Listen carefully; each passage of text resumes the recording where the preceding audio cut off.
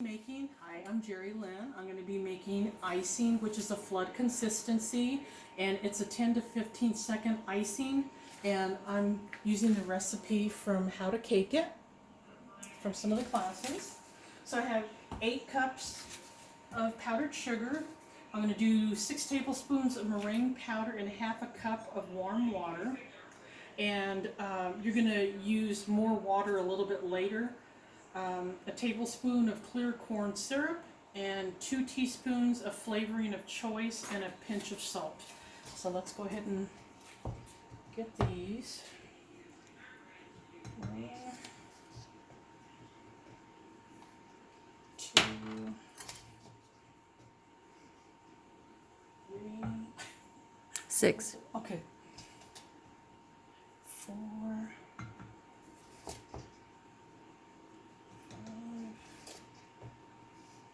6.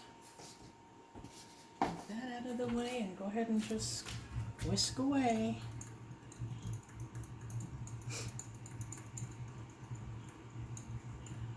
You'll have a little mess, little dust everywhere.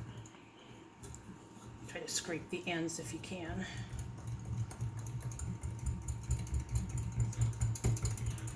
And you're doing this with warm water. And, excuse me.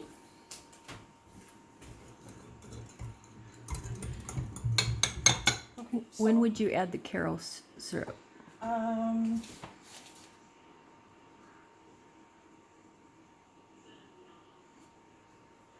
Maybe into that? Meringue. Yeah, you can add it into this. I guess you can add it at the end too, but let's go ahead and add it now. We're using some emulsion called butter flavor, and we're gonna go ahead and do a tablespoon. Did you want 2 tablespoons? Okay. And then the other one, we're gonna use Karo syrup, and that actually helps with the shine on your cookies. I like have shiny cookies. Yeah. Whoops. Oh, ended up being perfect. There we go. I'm going to go ahead and add the 8 cups of icing in here. Powdered sugar. Powdered sugar, yeah. Did I say icing? We're making icing.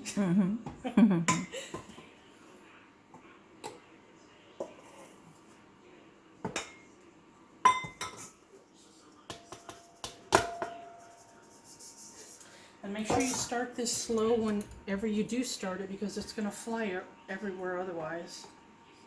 So I'll go ahead and put your liquid in. Try to get it all out. Yeah, don't want to miss anything.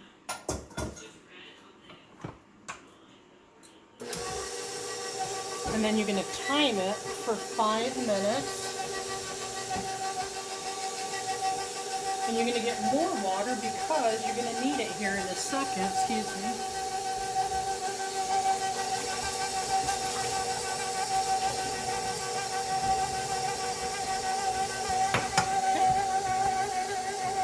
So it's starting to really thicken up a little bit. I'll just add a little bit more water.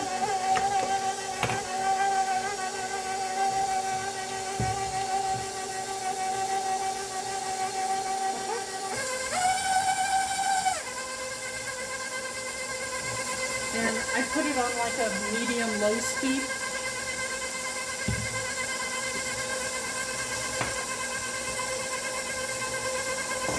And if you look at it, you'll see it's looking like toothpaste pretty much at this point.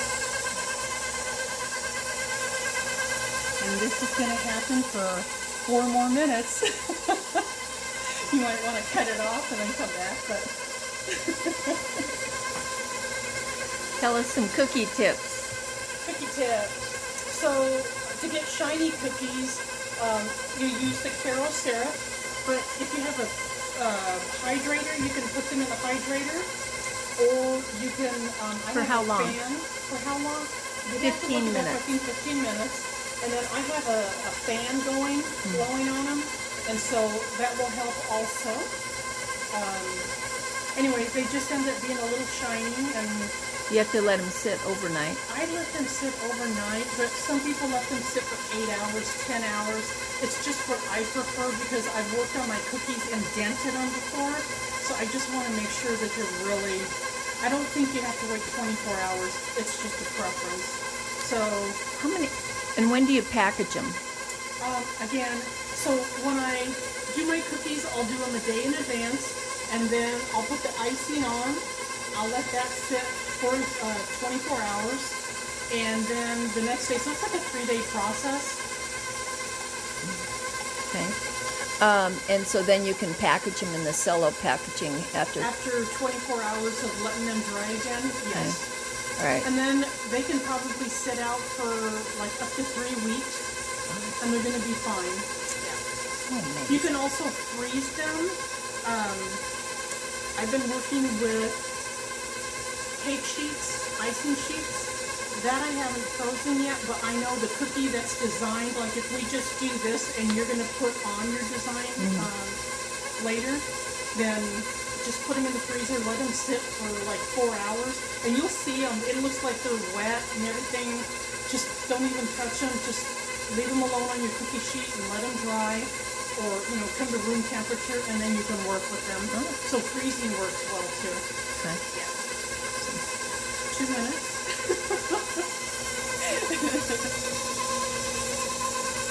And you can scrape the sides down just to make sure it's all getting mixed. It's so pretty. Yeah, it's beautiful.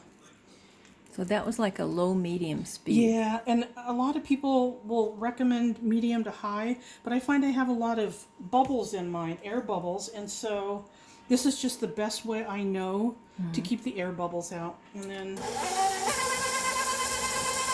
start it up again. Wow. And when you're working with icing, it dries really quick.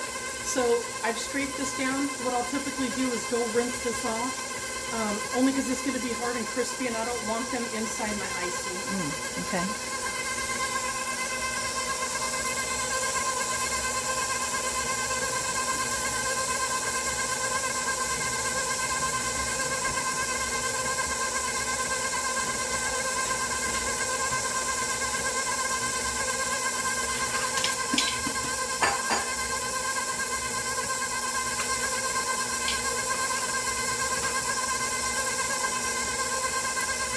Okay, 37 seconds.